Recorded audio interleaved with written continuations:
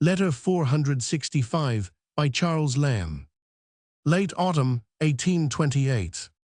Enfield. Dear Lamb, you are an impudent varlet, but I will keep your secret. We dine at Ayrton's on Thursday, and shall try to find Sarah and her 2 spare beds for that night only.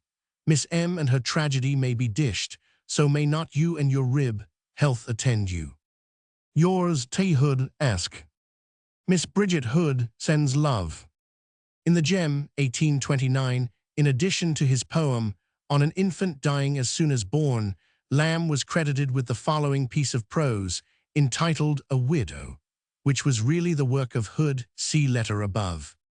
Hath always been a mark for mockery, a standing but for wit to level at, jest after jest hath been huddled upon her close cap, and stuck, like burrs, upon her weeds. Her sables are a perpetual black joke. Satirists, prose and verse, have made merry with her bereavements. She is a stock character on the stage. Farce bottleth up her crocodile tears, or labelleth her empty lacrimatories. Comedy mocketh her precocious flirtations, tragedy even girdeth at her frailty, and twitteth her with the funeral baked meats, coldly furnishing forth the marriage tables. I confess, when I called the other day on my kinswoman G. then in the 2nd week of her widowhood, and saw her sitting, her young boy by her side, in her recent sables, I felt unable to reconcile her estate with any risible associations. The lady with a skeleton moiety in the old print in Bowles' old shop window seemed but a type of her condition. Her husband, a whole hemisphere in love's world, was deficient. One complete side, her left, was death-stricken. It was a matrimonial paralysis, unprovocative of laughter. I could as soon have tittered at one of those melancholy objects that drag their poor dead-alive bodies about the streets. It seems difficult to account for the popular prejudice against lone women. There is a majority, I trust, of such honest, decorous mourners as my kinswoman, yet are widows, like the Hebrew, a proverb and a byword amongst nations.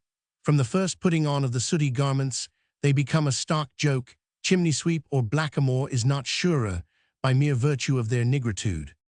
Are the wanton amatory glances of a few pairs of graceless eyes, twinkling through their cunning waters, to reflect so evil a light on a whole community?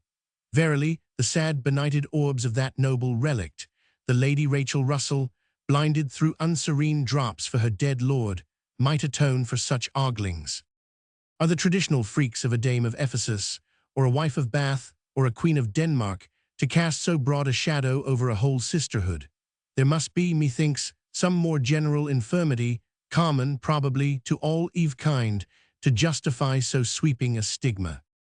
Does the satiric spirit, perhaps, institute splenetic comparisons between the lofty poetical pretensions of posthumous tenderness and their fulfillment? The sentiments of love especially affect a high heroical pitch, of which the human performance can present, at best, but a burlesque parody.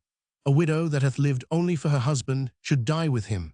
She is flesh of his flesh, and bone of his bone, and it is not seemly for a mere rib to be his survivor.